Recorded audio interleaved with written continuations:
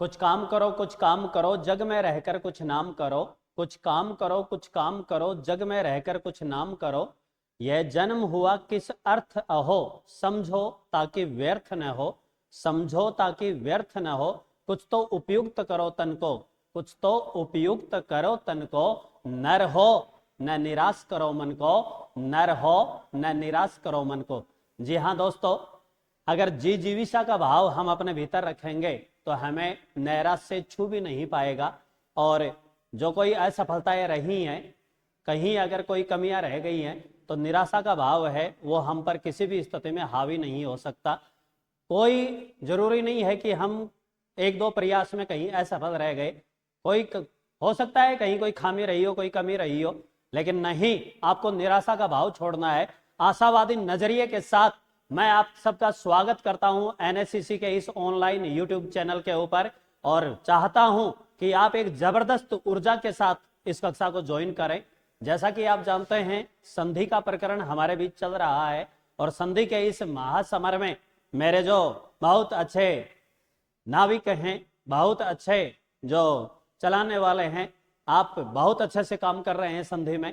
तो बिना वक्त गंवाए हम संधि के पीछे जो 3 पड़ाव हैं उनको पार कर चुके हैं। आज चौथे पड़ाव पर पहुंचे हैं। सवर संधि का जो चौथा भेद है यण संधि, उस संधि पर पहुंचे। मैं चाहता हूं कि आप इस संधि को, यण संधि को बहुत ही डीपली, बहुत ही गंभीरता से सीखें। स्वागत करिए आप क्लास का।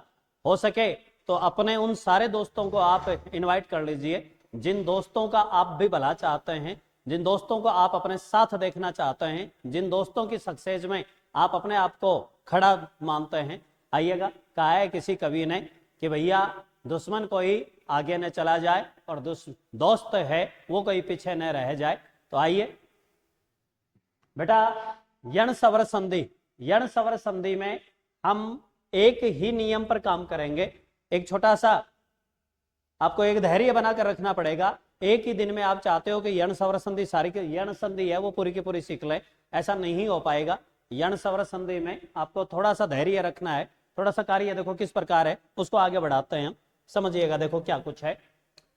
अब तक आपने जो संधि सीखी हैं उनमें आपने दीर्घ सवर संधि सीख ली है, दीर्घ सवर के बाद आपने गुण सवर संधि सीखी है, गुण सवर के बाद आपने और वृद्धि सवर संधि ये वाला सीखा है आपने, और वृद्धि सवर संधि के बाद चौथा जो भेद है वो आपके यण संधि का आता है।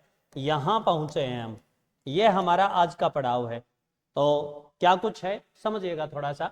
दीर्घ सवर संधि में, गुण सवर संधि में और वृद्धि सवर संधि में शब्द का जो पहला हिस्सा है, पहला जो भाग है, उसकी अंतिम मात्रा ए या आ की रही है।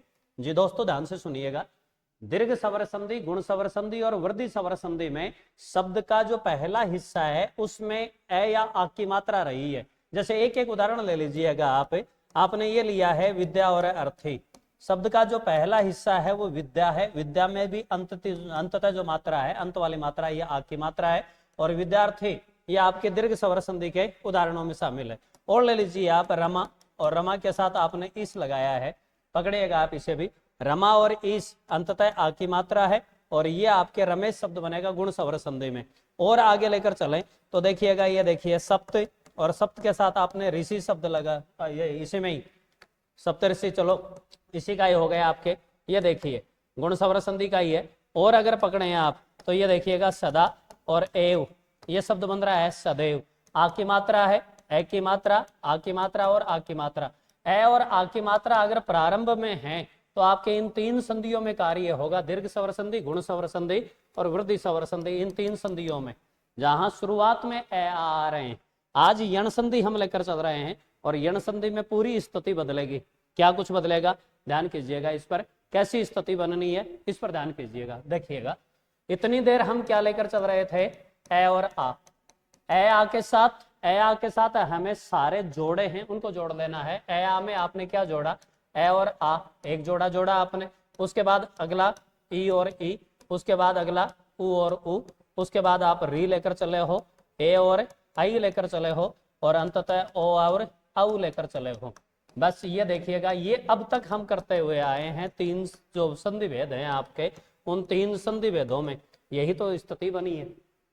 हमें पता है ए आ और ए आ, ये सहजातीय हैं, एक ही जाति वाले हैं, और ये जब सहजातीय आपस में लग रहे हैं तो दीर्घ स्वर संधि में आ बनेगा, ये दीर्घ स्वर संधि में चला जाएगा। उसके बाद ए आ के साथ जब आप ई को जोड़ेंगे, उ को जोड़ेंगे और री को जोड़ेंगे तो यहाँ आपके ए बना रहा था, ये ओ बना रहा था और ये अर बना रहा था। ये जो तीनों हैं ये तीनों आपके गुण स्वर संधि में चले जाएंगे। और ध्यान क्या देना है, एक अंतिम कि ए आ है वो ए आई के साथ और ओ आऊ के साथ, इनके साथ जुड़ रहे हैं, ये आई बनाएगा और ये आऊ बनाएगा, और ये दोनों किस में चले जाएंगे, ये वृद्धि स्वर संधि में चले जाएंगे। बस इतना सा मामला था। करना क्या था, एक हिस्सा उठाना है ए आ, और सारे स्वर हैं उनके साथ हमें इनकी संधि बनानी है। सारे स्वर भी क्रमबद्ध तरीके से ले लीजिएगा, पहला दूसरा तीसरा चौथा पांचवा छठा सातवां आठवां नौवां और 10वां 11वां, बस इतना सा मामला है, ज्यादा कुछ नहीं है। ध्यान दीजिएगा, पहला दूसरा ए आ का जोड़ा है, इसे लिया, क्या जोड़ा सामने, पहला दूसरा तीसरा चौथा पांचवा छठा, उसके बाद सातवां, फिर आठवां नौवां और 10वां 11वां, इतना सा जोड़ना है।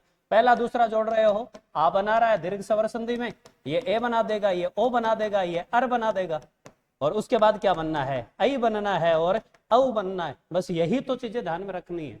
आप पहले जोड़े को लेकर चल पड़े और पहले जोड़े से आपने दीर्घ स्वर संधि का एक नियम, बाकी गुण स्वर संधि के सारे नियम और वृद्धि के दोनों नियम ये यहां से बनी गए। अब क्या, अब अगला जोड़ा उठाना है। यहाँ जो पहला जोड़ा ए आ का लेकर चल रहे हैं, हमें इसके स्थान पर ई लेकर आने हैं, इसके स्थान पर हमें उ लाने हैं, इसके स्थान पर हमें री लाना है। मतलब ऐसे शब्द लेकर आने हैं बेटा जिन शब्दों के अंत में ई या ई की मात्रा लगी हो, जिन शब्दों के अंत में उ या उ की मात्रा लगी हो, जिस शब्द के अंत में री की मात्रा लगी हो, ये शब्द हमें पहले हिस्से में लाने हैं। जैसे परी जो शब्द है, परी इकारांत शब्द है, इकार अंत, छोटी ई के ऊपर इस शब्द का अंत हो रहा है। नदी ये वाला जो शब्द है यह आपके इकारांत यानी बड़ी ई के ऊपर इसका अंत हो रहा है। इसी तरह से और पकड़ें तो अनु, ये देखिए ये उकारांत है, उकार यानी छोटे ऊपर अंत हो रहा है। और ऐसे ही वधु शब्द पकड़ें तो वधु जो शब्द है बड़े ऊ की मात्रा लगी है तो ये उकारांत शब्द हो रहा है, इसे लीजिएगा। और इसके बाद और लें तो पितृ शब्द है, इसमें देख लीजिए ये रिकार आ रहा है, री की मात्रा आ रही है तो ये रिकारांत कहलाएगा, इसमें री की मात्रा है। होना क्या है, आपके जो यण संधि है उस यण संधि में आपके ई उ और री ये मात्राओं के रूप में लगे हुए मिलेंगे, और इनके आगे जो अन्य शब्द आएंगे उनसे आपको शब्द देखने को मिलेंगे, उनसे बनने वाली संधियां हैं।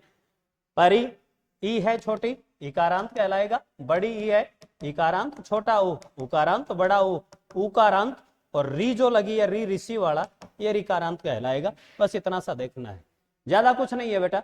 मैं नॉर्मल आपको एक चीज देना चाहूंगा कि यण संधि को यण कहते क्यों हैं, इस संधि का नाम यण संधि क्यों रखा गया, इस क्यों का कारण पकड़े, देखो फिर सारा खेल समझ में आ जाएगा एक साथ ही।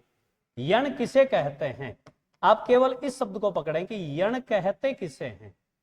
हिंदी के जो स्वर, स्वर में भी अर्ध स्वर लीजिए, हिंदी के अर्ध स्वर, हिंदी के अर्ध स्वर, हिंदी के अंतस्थ व्यंजन, हिंदी के अंतस्थ व्यंजन, यण या अर्ध स्वर या अंतस्थ व्यंजन चार हैं बेटा, यह है, वह है, र है और ल है। यह, वह, र और ल जी ये वही है जिन्हें हम हिंदी में यह, र, ल और व में पढ़ते हैं। ये वही चारों के चारों हैं। इन चार अक्षरों को, इन चार वर्णों को यण कहते हैं, यही अर्ध स्वर कहलाते हैं, यही अंतस्थ व्यंजन कहलाते हैं। मतलब यण कहते किसको हैं, यण कहते हैं य, र, ल और व, इन्हें यण कहते हैं बेटा। बस इतना सा समझना है। जिस संधि में दीर्घ बन रहे थे, दीर्घ कौन कौन से हैं, आ, ई, उ, ये तीनों कहलाते क्या हैं, ये तीनों कहलाते ही दीर्घ स्वर हैं।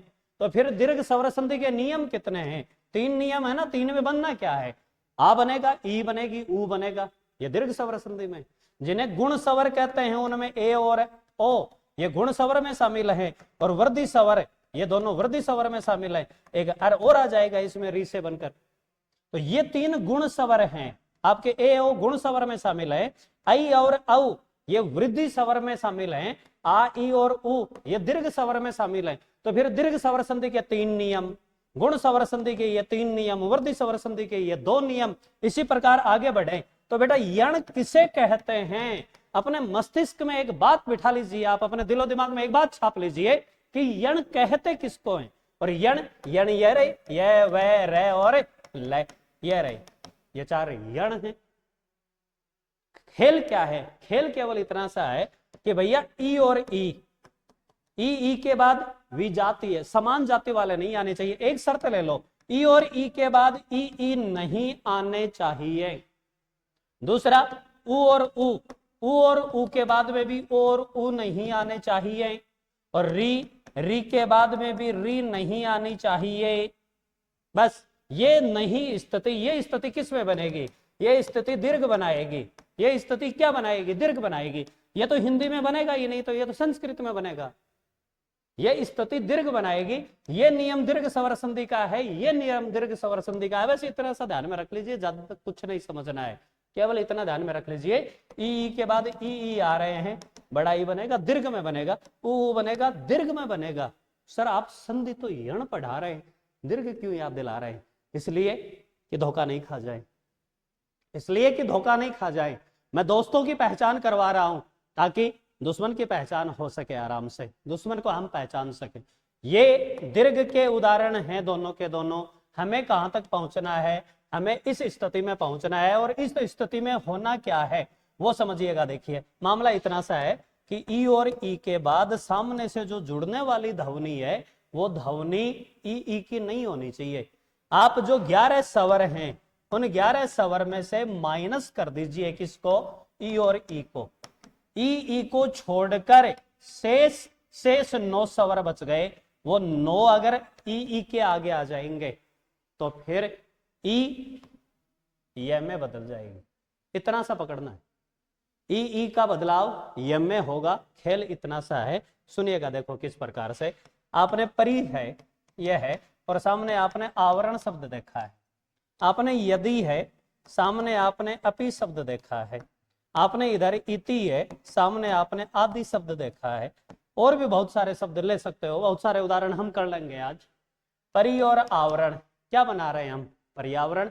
प्रोसेस समझनी है, बना कैसे है। एक प्रोसेस समझ जाओगे तो आप आराम से समझ जाओगे। बोलो बेटो अंत में यहां मात्रा किसकी है, अंतिम मात्रा किसकी है, पहले शब्द का अंतिम स्वर क्या है, पहले शब्द का अंतिम स्वर लास्ट स्वर क्या है, अंतिम स्वर यहां चेक करो किसकी मात्रा है बेटा, ई की। सामने वाले का प्रथम स्वर क्या है, सर पहला स्वर यहां का आ है, आ। बस इन दो की संधि बनानी है। ई किस में बदलेगा, ये में। मात्रा किसकी लगानी है, आ की। ई और आ दोनों मिलकर क्या बना रहे हैं, या। ई किस में बदला भाई, ई किस में बदला, ये में। और ये पर क्या आएगा याद, ये रे ले और वे। जिस संधि में ई ये में बदले, उ वे में बदले, आपके री रे में बदले, और संस्कृत में ली ले में बदले, वो संधि कौन सी कहलाएगी, यण।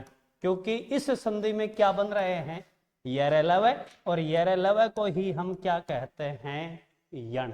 ये नाम पकड़िएगा, बस यहां कॉन्सेप्ट क्लियर है।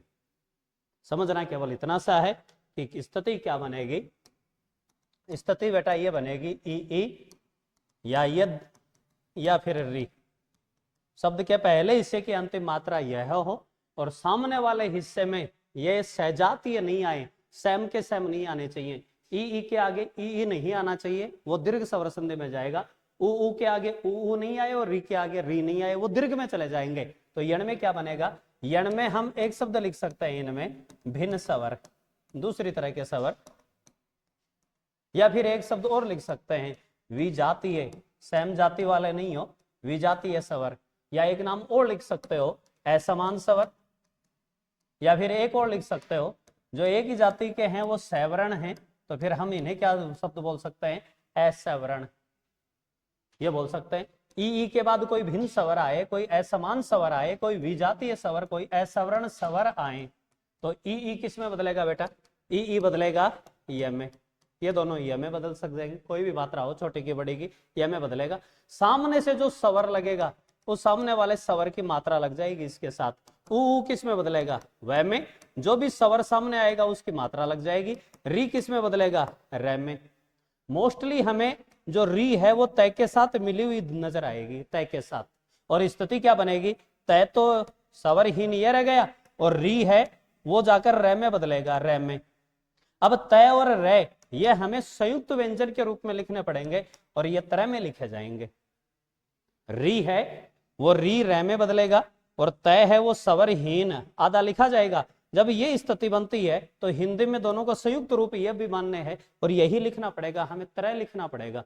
तो जो भी आपके मातृ अनुमति, पित्रा आदेश, पितृ आज्ञा, ये आपके जितने भी शब्द बन रहे हैं वो सारे त्रय वाले इसी में बन जाएंगे। हमें ये लग जाता है कई बार कि यह जो मात्राज्ञा लिखा हुआ है, हो सकता है कि हमारे हिंदी में मात्रा शब्द भी तो चलता है और इसके साथ हम आज्ञा लगा लें और इसको हम दीर्घ स्वर संधि बनाने की कोशिश कर लें, बस मामला यही गड़बड़ हो जाता है। हमें समझना क्या है, मातृ शब्द है आपके संस्कृत का तत्सम रूप, माता का तत्सम रूप, इसके साथ जोड़ना क्या है, आज्ञा जोड़ना है, यानी मम्मी जी वाली आज्ञा, माता की आज्ञा, माता जी की आज्ञा, मात्राज्ञा शब्द बनता है। इतना सा समझना है। ई के आगे भिन्न स्वर होने चाहिए, इनके आगे भी भिन्न स्वर और इसके आगे भी भिन्न स्वर। ई बदलेंगे ये में, ऊ बदलेगा वह में, री बदलेगी रे में, और एक संस्कृत का जो लरी है, ये लरी है वो बदलता है ल में। चूंकि ये हिंदी में नहीं है इसलिए इस पर कोई उदाहरण नहीं है अपने यहाँ, इसकी कोई संधि अमान्य नहीं है, तो अपने यहाँ तीन रहेंगे और इन तीनों को ध्यान में रखने के लिए आपको केवल इतना ध्यान में रखना है, ये रे ले वे, और नाम ये से शुरू हो रहे हैं तो संधि कौन सी हो गई बेटा, यण संधि। आइए जल्दी करके हम इसके पहले नियम की ओर चलते हैं, क्या कुछ दे रखा है और किस तरह के इस पर उदाहरण बनते हैं, पहुंचिएगा देखो क्या कुछ है।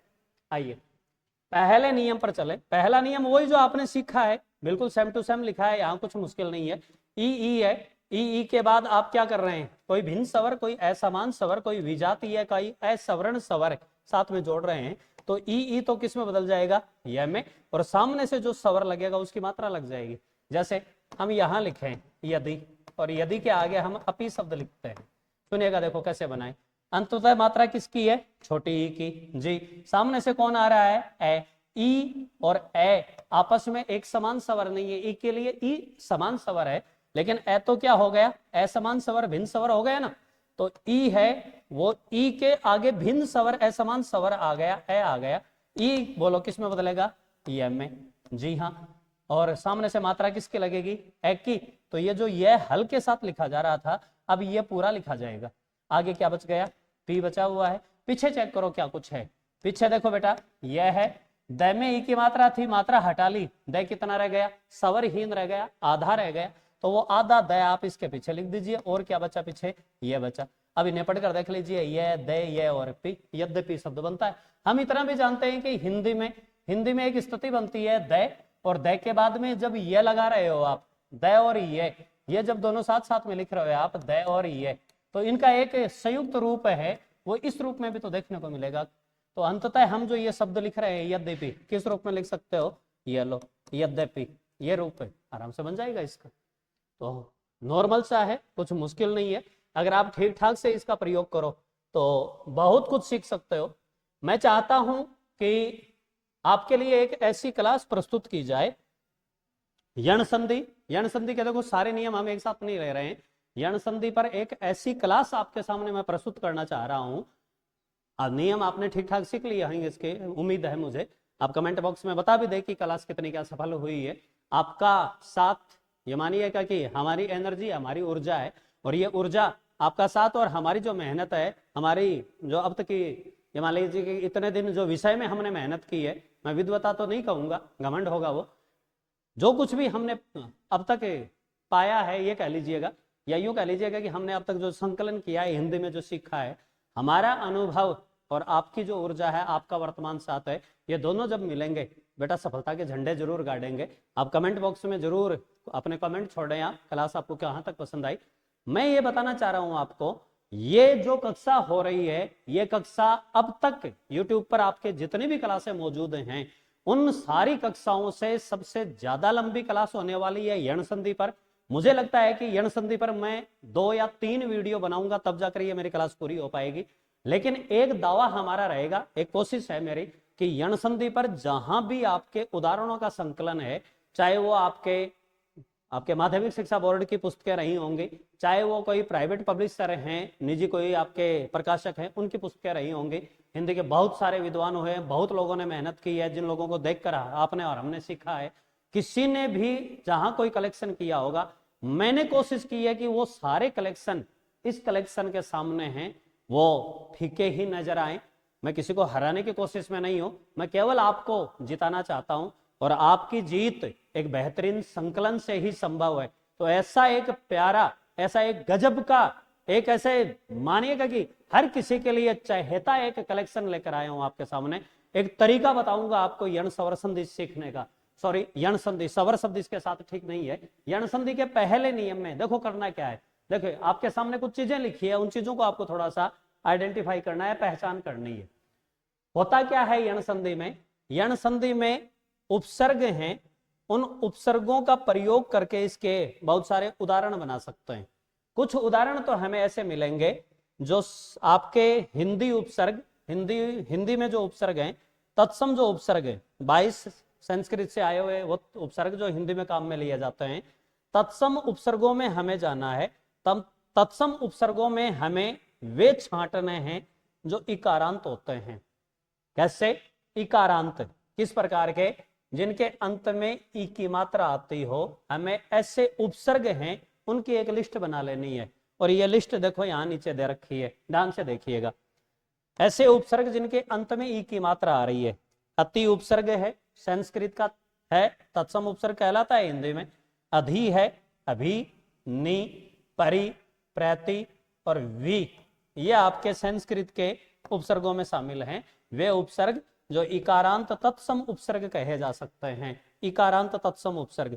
इन उपसर्गों से आपको यण संधि के उदाहरण देखने को मिलेंगे, ये चीज पकड़नी है। उसके बाद एक अव्यय के रूप में इस्तेमाल होता है इति। कई बार आपके ये उपसर्ग के रूप में इस्तेमाल कर लेते हैं, अव्यय है दरअसल समाप्ति के लिए। फिर कुछ संख्यात्मक शब्द हैं, संख्यात्मक शब्दों से भी संधि बनकर आती है, यण संधि के उदाहरण निकलेंगे उसमें भी। जैसे द्वि और त्रि, इन शब्दों को लेकर और संधि है उसका रूप बनेगा, संधि विच्छेद में काम आएंगे, संधि बनाएंगे। उसके बाद कुछ शब्द आपके यहां दिए हैं सामने, जिनको आप या तो इकार अंत, छोटी ई की मात्रा पर अंत हो रहा है, या ये शब्द इकारांत हैं। ऐसे शब्दों का आप कलेक्शन कीजिएगा। सीधे उदाहरण नहीं है बेटा, आप चाहते हो कि ये सीधे ही उदाहरण है, उदाहरण नहीं है, आपको एक समझ बनानी है। हम जो उदाहरण करेंगे उन उदाहरणों में या तो तत्सम उपसर्ग इस्तेमाल होंगे, अति, अधि, अभि, नी, परि, प्रति और वी, इति, ये शब्द आ जाएंगे। या फिर संख्यात्मक शब्द आएंगे जैसे द्वि और त्रि, या फिर ऐसे शब्द आएंगे जो संस्कृत के शब्द हैं, तत्सम शब्द हैं, इकारांत या फिर इकारांत, बड़ी ई की मात्रा लगी है। जैसे देखिए आदि, ऊपरी, गति, जाति, दधि, दधीची, देवी, धवनी, नदी, नारी, प्राप्ति, बाली, मति, मही, यदि, रवि, राशि, रीति, लिपि, वाणी, सखी, स्त्री, स्वस्ति, अंगुली भी शामिल है, अग्नि भी शामिल है, तत्सम शब्दों में ही शामिल है।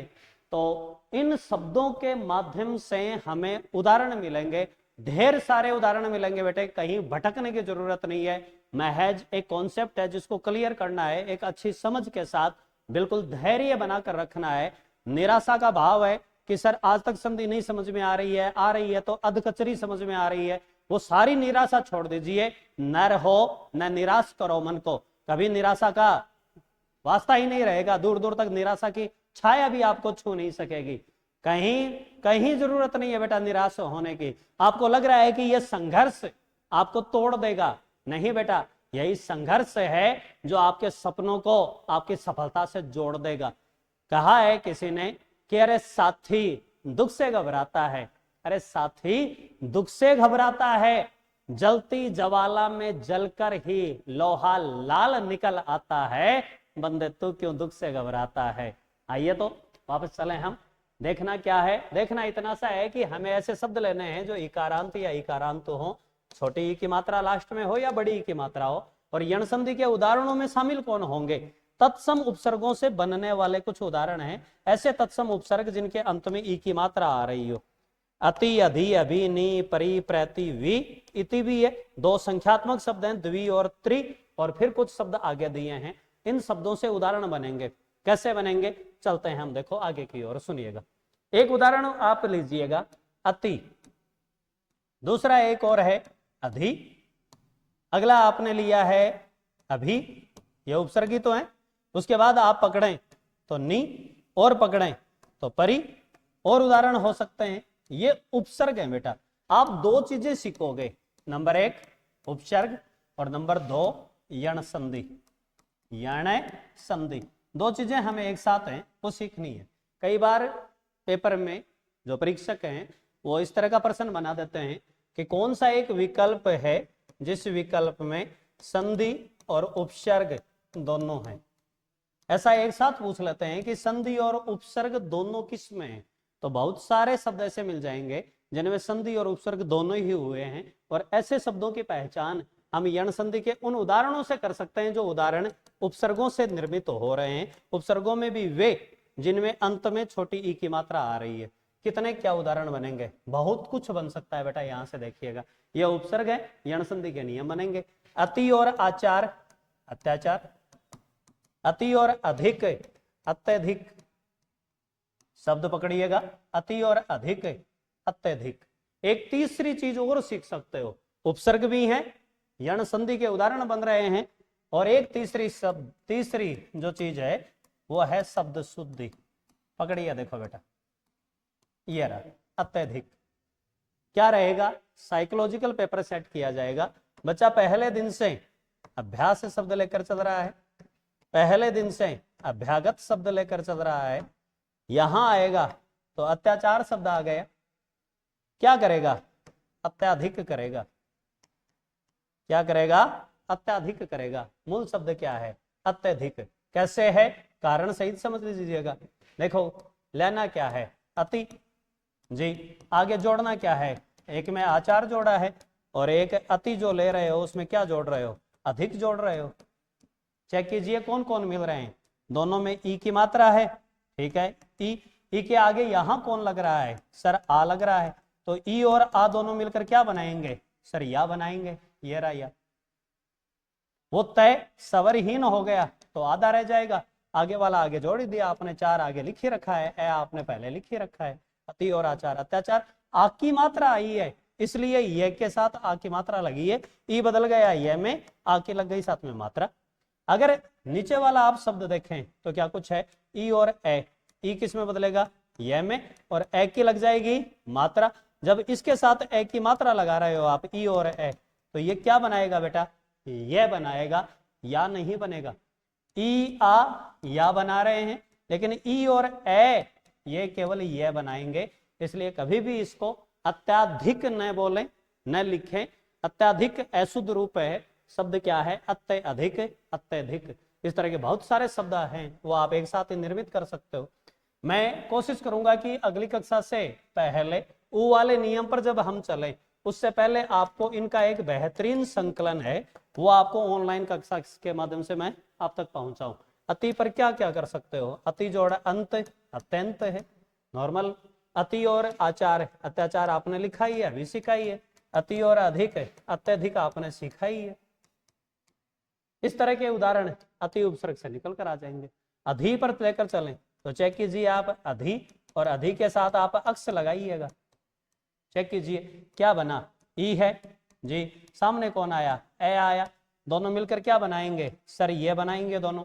यहाँ आधा कौन रहा है, ध, क्योंकि ध की ई तो हट गई, ध आधा रहा ये, और आगे लिख दीजिए। पीछे कौन बचा, है, तो अधि और अक्ष से क्या बनाया आपने, अध्यक्ष बनाया है। ई और ए का नियम लग रहा है, ई ए मिलकर क्या बना रहे हैं, ये बना रहे हैं, ये बना रहे हैं। इसलिए ये से नाम किसका याद आएगा, यण संधि का। वैसे भी अधि क्या है, सर उपसर्ग है, और अधि और अक्ष, अध्यक्ष जो बना है वो कौन सी संधि में बना है, सर ये यण संधि में बना है। तो फिर अध्यक्ष में क्या है, अध्यक्ष में अधि उपसर्ग भी है, और अधि अक्ष जोड़कर शब्द क्या बन रहा है, यण संधि भी बन रही है। तो उपसर्ग और संधि दोनों साथ में, इतना ये ध्यान में रख लीजिए। और बहुत सारे शब्द हो सकते हैं, अधि जोड़ आदेश, अध्यादेश बनता है, ऑर्डिनेंस, शब्दावली है वो भी काम आएगी आपके, पारिभाषिक शब्दावली भी। अधिजोड़ आदेश, अध्यादेश, ऑर्डिनेंस है, अधिजोड़ाक्ष, अध्यक्ष शब्द है, बन ही रहे हैं ये शब्द। अभी, अभिजोड़ आस, अभ्यास, बन ही रहा है ना। अभिजोड़ अंतर, अभ्यंतर, अभिजोड़ अंतर, अभ्यंतर, ये बन रहे हैं शब्द।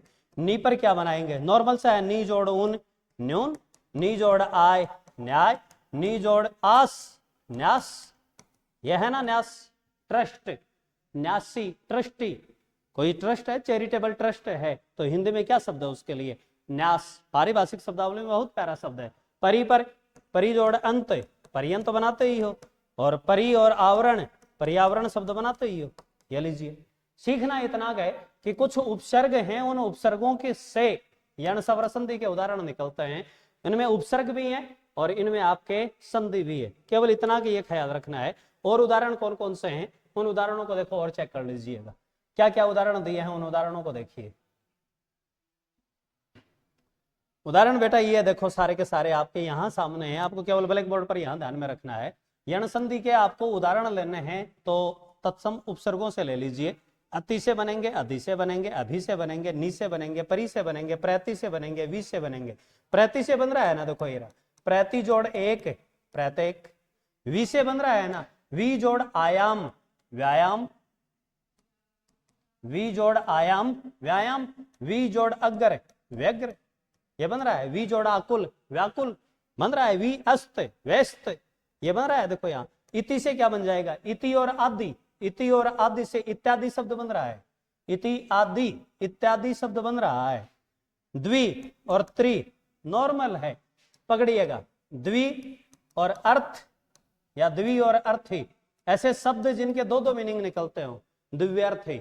ऐसे शब्द जिनका एक से अधिक अर्थ निकलता है वो तो अनेकार्थी शब्द हैं, लेकिन भाषा में कुछ ऐसे शब्द भी हैं जो द्विअर्थी अर्थ निकालते हैं। द्विअर्थी कई हैं, अश्लील भाषा है उनमें तो और ज्यादा मिल जाएंगे द्विअर्थी, जानबूझकर भी लोग उसका द्विअर्थ निकालने की कोशिश करते हैं, दूसरा अर्थ। तो पकड़िए, देखो इसमें क्या है, चेक कीजिए। देखो इसमें आसान है, आपको संयुक्त अक्षर दिखाई दे तो उनमें आपको लगता है कि पता नहीं इसमें कितना बड़ा कोई लोचा है, कितना बड़ा कोई इसमें परेशानी है। कुछ परेशानी नहीं है बेटा। जैसे आप द्वि लिखते हैं, चेक करो इसमें क्या है, द है, द के बाद में क्या है, वह है, वह के बाद में क्या है, ई है, बस। द के नीचे वह, और इन दोनों के ऊपर जो मात्रा है वो क्या है, ई। तो मात्रा किस पर लगी है, वह के साथ लगी है। द तो पहले ही स्वरहीन है। अब इसके आगे आपको जोड़ना क्या है, अर्थ जोड़ना है। लीजिए कौन कौन जुड़ रहा है, ई और ए। ई और ए क्या बना देंगे, ये। पीछे कौन है सर, द भी आधा है और वह भी आधा है। आगे क्या जोड़ना है, आगे रे और थ, ये वाला जोड़ना ही है। अब द और वह, चाहे तो आप इन्हें खुला रख लीजिए, आप अगर इस रूप में लिख कर चलें तो और भी बेहतर रहेगा। और आगे आपके ई और ए मिलकर ये बना गए, आगे ये रखना ही है, इस रूप में लिख लीजिए। अगर इस रूप में नहीं रखें और दोनों को मिक्स करके रखें तो बेटा द है, द के नीचे वह लगाया है, इसके नीचे आप हल्का निशान लगा दीजिए, हो गया। आगे ये हो गया, आगे थ के ऊपर क्या लगाना है, रे लगाना है, द्व्यर्थ। और इस पर भी अगर ई की मात्रा लगी है द्व्यर्थी, तो आप इस पर भी ई की मात्रा लगा दीजिए, रे आगे लगा लीजिए, ये द्विअर्थी, ये शब्द बन नहीं रहा है, सामान्य शब्द है। मेरे ख्याल से बेहतरीन तरीके से आपको ये समझ में आया होगा। आप और देख सकते हो इसको, द्विअर्थ, ये ई की मात्रा, सॉरी ये ई की जो मात्रा है आपके द और वह, इसकी ई की मात्रा, ये ई और ये में बदलेंगे तो फिर पीछे ये अक्षर क्या रहेगा, ये अक्षर आधा रहेगा। आधा बनाने के लिए हल लगाओगे इसके नीचे और आगे वाला आगे जोड़ देंगे, ये लो द्वि और अर्थी, द्व्यर्थी नाम बन जाएगा। और पकड़िएगा त्रि, त्रि पर देखो क्या है, नॉर्मल सा, ओम त्र्यंबकम यजामहि त्रियंबक, पकड़िए, तीन नेत्र वाले त्रिनेत्र, त्रि और अंबक।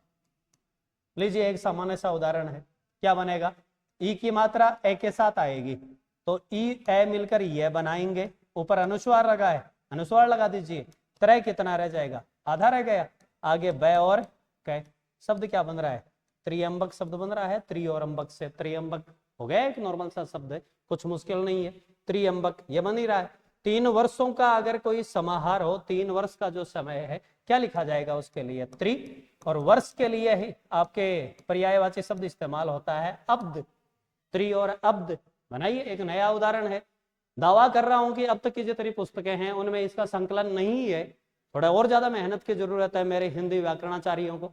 तो ई और ए क्या बनाएंगे, यह बनाएंगे। ये क्या है, त्रय, आगे जो दिया है उसे आगे जोड़ दीजिए, त्रयब्द। ये 3 वर्षों का समाहार हो गया ना, 3 वर्ष।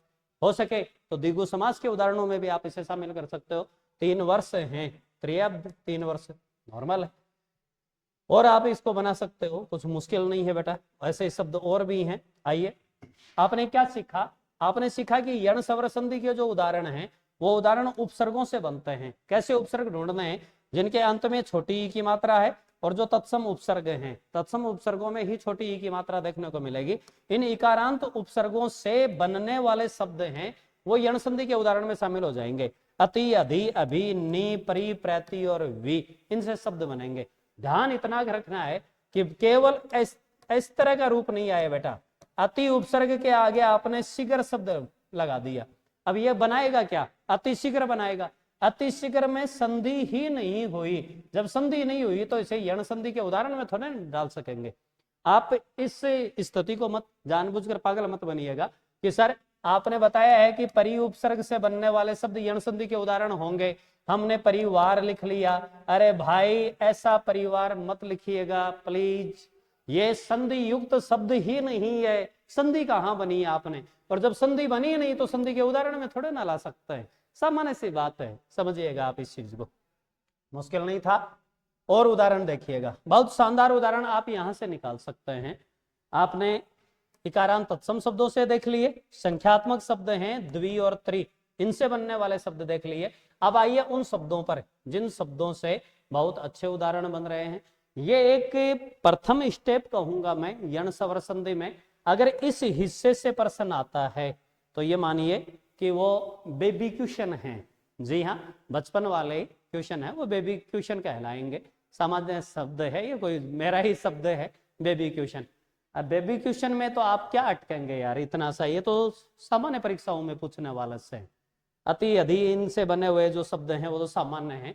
आप थोड़ा और आगे पहुंचिए, मेच्योरिटी वाले क्वेश्चन पकड़िएगा, मेच्योरिटी वाले उदाहरण पकड़िएगा, और मेच्योरिटी वाले जो उदाहरण हैं वो आप दिए गए शब्दों से निर्मित कर सकते हो, बना सकते हो। मैं आपको रटवाने वाली स्थिति से बिल्कुल दूर ले जाना चाह रहा हूं, जाना ही नहीं चाहता ऐसी स्थिति में कि हम रटे। मैं चाहता हूं एक समझ के साथ आप जिंदगी भर के लिए, और यण संधि है उसको पूरी तरह से क्लियर कर लें, आप सीखें, दूसरों को सिखाएं। आपका जो गुरु का ऋण है उस गुरु ऋण को चुकाएं। जिस दिन आप दूसरे को सिखा दोगे, हम ऋण, हमारा ऋण नहीं रहेगा, आप गुरु के ऋण से उऋण हो जाओगे। आइए देखो क्या है, यण संधि के ही जब उदाहरण आप बना रहे हैं तो इन उदाहरणों में इन शब्दों का इस्तेमाल है। शब्द का पहला हिस्सा ये शब्द बनेंगे, और इन शब्दों के आगे ई से शुरू होने वाले शब्द तो छोड़ दीजिएगा, बाकी कहीं से भी सवर, किसी भी चीज से शुरू हो, आपके सवरों से शुरू होने चाहिए, वो अगर आ रहे हैं तो ये ठीक ठाक है, वो निकल जाएगा। उदाहरण लें, आप आदि शब्द का लीजिएगा, नॉर्मल सा है, देखिएगा। इस आदि शब्द के आगे आप इसी का विलोम शब्द लगाइए, आदि और अंत बनाइए, देखो क्या कुछ बनेगा। ई और ए ये बनाएंगे। द कितना रहेगा सर, आधा रहेगा। पहले क्या लगाना है, आ लगाना है। ऊपर क्या है, अनुस्वार है। आगे क्या लिखना है, तय लिखना है। ई और ए ये दोनों मिलकर क्या बना गए बेटा, ये, यही यण संधि। तो आदि जोड़ अंत, आद्यंत। द कितना है सर, द आधा है, स्वरहीन है, और ये सामने लिखा है, तो इनका मिक्स रूप क्या है हिंदी में, इनका मिक्स रूप ये रहा। ये लो जी, दोनों का संयुक्त रूप ये रहा। तो बना लीजिए, क्या लिखेंगे, ये लो जी, आ, आगे द और ये, ऊपर अनुस्वार और तय। शब्द क्या बन गया, आद्यंत शब्द बन गया। आद्यंत, आदि और अंत दोनों शब्द शामिल है। और भी बना सकते हो, इसका एक और शानदार उदाहरण है, वह है आपके आदि और उपांत। तो शामिल कीजिए, ये आदि हो गया, ये आप उप अंत उपांत लीजिएगा, क्या बन रहा है, बनाइए। आ, ठीक है सर, द और उ, सॉरी ई और उ, ये क्या बनाएंगे, यू बना देंगे। अब क्या बनाओगे इसमें आप, ये द बन गया। आगे क्या है, पांत, शब्द क्या बन रहा है, आद्योपांत। और क्या है, एक और पकड़िएगा, एक शब्द और है आध्योपांत। क्या है, उसमें आद्य शब्द है, दोनों शब्द पकड़ लीजिएगा बेटा। एक हिंदी का अद्य शब्द है, एक हिंदी का आद्य शब्द है, एक हिंदी में आदि शब्द है। तीन शब्द हैं, तीनों के तीन मीनिंग हैं, तीनों के तीन मीनिंग है। आद्य पहला है और इसके बाद आप उपांत जोड़िए, आधे और उपांत। ये आद्य और उपांत जोड़ रहे हैं तो चेक करो यहाँ अंत में कौन है, ए, इधर कौन आया है, उ। ए और उ बेटा नियम ही गुण स्वर संधि का लग गया, नियम ही गुण स्वर संधि का लग गया। ऐसी स्थिति में ये दोनों मिलकर क्या बनाएंगे, ओ बनाएंगे। तो चेक कर लीजिए, ये ओ ले लीजिए बीच में, ये ओ हुआ। किसके साथ लगेगा, दय के साथ लगेगा। आगे क्या लिखना है, पांत, और पीछे क्या लिखना है, आ। तो शब्द क्या बना, आद्योपांत। ये आद्योपांत किस में बनेगा, गुण स्वर संधि में बनेगा। आदि उपांत, आद्युपांत, ये जो शब्द बन रहा है आ और दय यू, आगे पांत, आद्युपांत, ये शब्द किस में बनेगा, ये बनेगा आपके यण संधि में। और आदि और अंत, आद्यंत जो शब्द बन रहा है वो किस में बनेगा, यण संधि में। आगे और चेक कीजिएगा, देखो इन्हीं शब्दों से जो बनने वाले शब्द है वो ऊपरी, बहुत प्यारा शब्द बनेगा बेटा। ऊपरी शब्द से, ऊपरी से बड़ा प्यारा शब्द बनना है। ऊपरी, ऊपरी के साथ क्या लिखोगे आप, उक्त। क्या शब्द बनना है, शब्द बनना है उपरयुक्त। जिस दिन आपको शब्द शुद्धि पढ़ाएंगे उस दिन ये सारी चीजें हमारे सामने आएंगी। संधि, संधि की जो कमी छोड़ देते हैं, संधि के कारण, संधि की अशुद्धियों के कारण जो शब्द अशुद्धि होती हैं, उन टॉपिक में ये सारी चीजें शामिल हो जाएंगी। उपयुक्त क्या लिखेंगे हम, नॉर्मल हम लिखेंगे उपरोक्त। बेटा ऊपरी शब्द है संस्कृत का तत्सम रूप, हिंदी में इसे हम ऊपर बोलते हैं, ये तद्भव है। क्योंकि तद्भव के साथ संधि बनती ही नहीं है, तत्सम संधियां हैं, तो ऊपर के साथ उक्त नहीं जोड़ना है। और उपरोक्त में भी देखो ऊ छोटा है, तो ये पूरी तरह से अशुद्ध है। उपरयुक्त है, ये ठीक है। एक इन्हीं से मिलता जुलता एक शब्द और है, उस शब्द को भी देख लीजिए, वो है आपके वाजिब और ठीक के लिए उपयुक्त। तो भैया उपयुक्त यही है कि हम उपयुक्त को लिखना सीख लें, जितना जल्दी हो सके इतनी जल्दी हम इसकी संधि सीख लें। ई और उ मिलकर यू बना रहे हैं, ई ये में बदल रहा है, यण स्वर संधि का नियम लग रहा है, सामान्य सी बात है इसमें। आगे आप देखेंगे तो गति, गति से जो बनने वाले शब्द हैं उन शब्दों को ले लीजिए, कुछ मुश्किल नहीं है। गति, गति के साथ अवरोध जोड़ेंगे, क्या शब्द बन जाएगा, गत्य अवरोध शब्द बनेगा ना। इन दो शब्दों को मैं ऊपर लूं, उसके बाद देखो शब्द यहाँ लिखने शुरू करें। दो शब्द हमें इसमें और शामिल करने हैं, एक शब्द शामिल करना है अंगुली और एक शब्द शामिल करना है हमें अग्नि। देखो अंगुली से क्या निर्मित है, शब्द पकड़िएगा, यहाँ हम ये शब्द लिखे हैं आपके अंगुली, और आगे आप इसमें आदेश शब्द है, इसकी संधि बनाइए। अंगुली और आदेश जुड़ कौन रहे हैं, ई और आ, दोनों मिलकर क्या बनाएंगे, या। लय कितना रह गया, स्वरहीन है, आधा हो गया। आगे क्या जोड़ना है, देश, और पीछे क्या जोड़ना है, ए चंद्र बिंदु के साथ गए में ऊ की मात्रा लेनी है। शब्द क्या बन रहा है, अंगुलादेश। अंगुली का आदेश संकेत है, इशारा है, ये संकेत और इशारा है, इसी को हम अंगुली आदेश बनेंगे और शब्द बन जाएगा अंगुलादेश। सामान्य है, जैसे आपके अभी ये बन रहा था अधि और आदेश, अध्यादेश बन रहा था, ऐसे ही अंगुली और आदेश से अंगुलादेश शब्द बन जाएगा। सामान्य सा शब्द है, ये भी कुछ मुश्किल नहीं था। और पकड़े तो अग्नि शब्द से पकड़िएगा, लीजिए अग्नि है, अग्नि के साथ आप आशय शब्द जोड़िएगा, क्या शब्द बनेगा, ई और आ, सर या बनाएंगे, सह साथ में और ये इधर आ गया, फिर क्या रह गया, सर गए, नए कितना रहेगा, सर नया आधा लिखा जाएगा क्योंकि सवरीहीन हो गया ना, नए में से ई हटा लिया, पीछे क्या लिखेगा है, तो शब्द क्या बन रहा है, अग्न्यास से, अग्नि और आज से अग्न्यास से बन गए। जठरा अग्नि वगैरह के जहाँ है वहाँ अग्न्यास से है, पाचन शक्ति से संबंधित है, आप जो पाचन तंत्र से संबंधित शब्द पढ़ते हो उन शब्दों में हो जाएगा अग्नि और आज से। और ले लीजिए अग्नि वाले जो अस्तर हैं उन्हें ले लीजिए, अग्नि और अस्तर, अग्नि और अग्नि शब्द के साथ अस्तर शब्द और ले लीजिए आप। ये लोग क्या कुछ बन रहे हैं, क्या बनेंगे, चेक कर लीजिए, ई और ए मिलकर क्या बनाएंगे, ये आगे लिख दीजिए, ए गया आधा है, न भी आधा हो जाएगा, अग्नि स्तर, अग्नि वाले अस्तर, अग्नि स्तर बन रही है, ब्रह्मास्त्र, ब्रह्म अस्त्र, ब्रह्मास्त्र, शस्त्र अस्त्र, शस्त्रास्त्र, वो आपके दीर्घ स्वर संधि के उदाहरणों में है, और ये उदाहरण ये आपके यण संधि में चले जाएंगे। तो अंगुली और अग्नि शब्दों से भी बन सकते हैं। आदि ऊपरी से आपने गति, गति और अवरोध, ये देखिए ये शब्द बनेगा गत्य अवरोध, ये बनेगा गत्य अवरोध।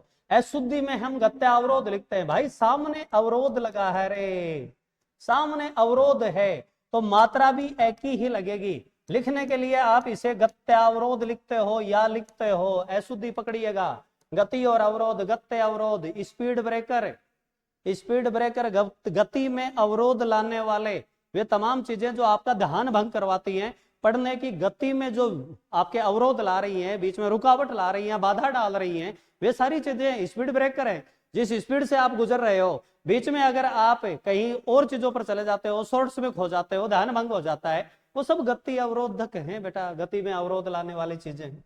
तो गति अवरोध को थोड़ा सा ध्यान से प्यार से सीख लीजिएगा। ये रहा जाति और जाति शब्द, जाति शब्द के साथ एकता शब्द जोड़िए, देखो कितना प्यारा शब्द निकल कर आएगा। जाति है और इसके आगे एकता शब्द जोड़िए, जाति वाली एकता जोड़िएगा। ई और ए क्या बनाएगा, ये बनाएगा ना। ई है वो ये में बदल गया, एक की मात्रा लग गई। आगे कै और ता लिखना है, पीछे तय कितना है, आधा है, और जा इधर हो गया, क्या शब्द बन गया, जाते एकता शब्द बन रहा है, जाति और एकता। दधी वाले शब्दों पर आइए, ये भी वही दावा है बेटा कि जो पुस्तकें हैं उनमें कलेक्शन इस शब्द का भी नहीं है। क्या लिखेंगे आप, ये दधी, और दधी के आगे किस तरह के शब्द इस्तेमाल करेंगे, दधी और दधी का जो अग्र हिस्सा है ये लीजिए, जोड़िए क्या कुछ आएगा। सर ई और ए ये में बदलेंगे, दयादा रह गया, आगे गए के नीचे रह हो गया और पीछे दय हो गया, तो ये दध्यग्र बन रहा है ना। दधी का अग्र भाग, दही है, दही का अग्र भाग ऊपर का हिस्सा, दही वाली मलाई है ना, दही की मलाई है ना, नवनीत जिससे निर्मित होता है, मक्खन जिससे बनता है, वो दधी और अग्र वाले हिस्से हैं। दधी और आसन वगैरह इस तरह के शब्द भी भोजन वगैरह इस्तेमाल कर सकते हो। एक और प्यारा शब्द आ रहा है दधीची, दधीची वो ऋषि जो दान के लिए जाने जाते हैं, दधीची। इस दधीची शब्द के साथ हम अस्थि शब्द जोड़ेंगे। दधीची की अस्थियों से वज्र बना है, देखिए आपको एक पर्यायवाची मिलेगा सीखने को। दधीची के साथ है अस्त्र शब्द, सॉरी अस्थि शब्द जोड़ेंगे हम, दधीची अस्थि, दधीची की हड्डियां, क्या बनेगा, ई और ए यह में बदलेंगे। साथ में क्या बचा है, वो इस आगे जोड़ दीजिए, स और थ पर ई की मात्रा, पीछे क्या बच गया, सर चयादा बच गया, यहाँ धी लिखना है और पीछे क्या लिखना है, द दधीचेस्थी, दधीचस्थी, दधीची वाली अस्थियां क्या है बेटा, वज्र का पर्यायवाची बन जाएगा। वज्र पाणी, इंदर है, पुलिस, वज्र है, पुलिस, वज्र, वज्र के पर्यायवाची देखिए बहुत शानदार निकल कर आएंगे। दधीची और अस्थि, ये रहा दधीची और अस्थि शब्द जोड़ेंगे तो दधीची अस्थि शब्द बन जाएगा, इससे बहुत शानदार शब्द बन रहा है। देवी, देवी के साथ बहुत सारे शब्द ले सकते हो, देवी आराधना ले सकते हो, देवी उपासना ले सकते हो, देवी अर्चना शब्द है उसे ले सकते हो, बहुत सारे शब्द मिल जाएंगे। ध्वनि, ध्वनि के साथ आप आत्मक शब्द ले सकते हो, ध्वनि आत्मक, ध्वन्यात्मक। नदी, नदी के साथ आप आमुख शब्द ले सकते हो, नदी आमुख, नदी आगमन, ये शब्द इस्तेमाल। नदी उद्गम, बहुत प्यारा शब्द, कई बार पूछा गया है बेटा, देखो चेक करो इसे, नदी और नदी के साथ उद्गम, नदी के साथ उद्गम, ई उ यू बनाएंगे, दय कितना रहेगा, सर आधा, पीछे नए, आगे भी दय आधा, आगे गए और मैं, इन दोनों का मिक्स रूप लेकर चलेंगे तो ये ले सकते हो, आगे दय, आगे गए और मैं, और पीछे नए बच गया, दय और ये मिक्स होकर ये देखिए नदी जोड़ उद्गम, नदी उद्गम, कितना प्यारा शब्द बनता है। ऐसे ही नारी, नारी के साथ आप उचित कर सकते हो, नारी उचित शब्द बन जाएगा। नारी के साथ आप औदार्य, औचित्य, इस तरह के शब्द इस्तेमाल कर सकते हो। नारी की उदारता ले लीजिए ना, नारी, और इसके साथ आप औदार्य शब्द लीजिए, इसकी उदारता, उदार होने का भाव ले लीजिए। ई और औ क्या बनाएंगे, सर ई बदलेगा, ये में औ के लगा दीजिए मात्रा, ठीक है भाई साहब। पीछे रे कितना रहा, आधा, तो वो रे आधा है वो इसके ऊपर चला जाएगा। यहाँ आगे क्या है, सर आगे दा है, ये के ऊपर रे है, पीछे क्या बच गया, ना, तो पढ़िए इस शब्द को, क्या बन रहा है, नारियोदारी है, नारी और उदारी, नारियोदारी शब्द बन ही रहा है, बहुत इजी सा शब्द है। प्राप्ति शब्द है, प्राप्ति शब्द के साथ क्या इस्तेमाल करेंगे, सर प्राप्ति के साथ आशा शब्द लगाए, देखिएगा प्राप्ति और आशा बनाइएगा, इनका संधि ई और आ मिलकर क्या बनाएंगे, आ बनाएंगे, और ये प्रा और आगे पै, आपके ये और तय भी तो लेना है ना, इसमें तय भी शामिल करना है, प्रय और तय, ये दोनों शामिल कीजिएगा। ये देखो प्रा, आगे पै और ये तय, और ई बदल गई ये में, आके लग गई मात्रा, और आगे आपको क्या लिखना है, सा, तो प्राताश्या शब्द बन गया। ये प्रति और आशा प्रत्याशा से अलग है। ये प्राप्ति और आशा है, तो प्राप्त्याशा, प्राप्ति आशा, प्राप्त्याशा, प्राप्ति की आशा। ऐसे बाली शब्द है, अच्छा संकलन है बेटा बाली शब्द को लेकर भी। बाली वही अंगद, अंगद के पिता श्री बाली, सुग्रीव के भाई। कपीस के पर्यायवाची बाली के लिए भी हैं, बाली और बाली का अनुज छोटा भाई। तो ले लीजिए क्या शब्द बन रहा है, ई और ए, यह बनाएंगे। ले कितना है, आधा, पीछे क्या है, बा, और आगे नु और ज। जिस प्रकार हम लक्ष्मण को रामानुज कहते हैं, इसी तरह से हम सुग्रीव को बाल्यानुज कह सकते हैं, बाली का अनुज। अंगद के लिए इस्तेमाल करें तो बाली और आत्मज शब्द इस्तेमाल कर सकते हो, जो पुत्र के लिए इस्तेमाल होता है। ये देखिएगा आगे, मति बुद्धि के लिए बहुत सुंदर शब्द बनाएगा। मही, धरती, यदि, रवि, राशि, रीति, लिपि, वाणी, सखी, स्त्री, सवस्ती, बहुत सुंदर शब्द बनते हैं बेटा। ये देखिएगा सवस्ती, और इसमें अयन शामिल कीजिएगा, अयन। देखिए क्या कुछ बनता है, ई यह में बदलेगा, ए की मात्रा लग गई, आगे यह और नए, पीछे क्या बच रहा है सर, से, वे, फिर क्या बचा, से, और तय भी कितना है, आधा। ये देखिए सवस्तैन, मंत्र है अपने यहाँ, सवस्तैन मंत्र, सवस्ती जोड़ अयन, सवस्तैन, कितना सुंदर शब्द। स्त्री, ये देखिए बेटा स्त्री, और उचित, आपको लगेगा कि यह दीर्घ स्वर संधि से मिलता जुलता है, जैसे बाल उचित, बालोचित, बाल उचित, बालोचित, वीर उचित, वीरोचित। तो स्त्री और उचित स्त्रोचित बना ले हम, या स्त्रियोचित बना ले, स्त्रियोचित, इस तरह से हम बना ले। नहीं बेटा, आप आराम से नियम वाइज चलिए, नियमों के अनुसार अगर आप चलेंगे तो बिल्कुल अशुद्ध नहीं होगा। ई यह में बदला, ऊ की लगेगी मात्रा, आगे ची और तय, पीछे क्या बचा सर, त्रय आधा, इससे भी पहले क्या है, सयादा। तो बन क्या रहा है, स्त्रियोचित। यू बनेगा, यो नहीं बनेगा, ओ की मात्रा नहीं बनेगी, क्योंकि गुण सवर संधि नहीं हो रही है।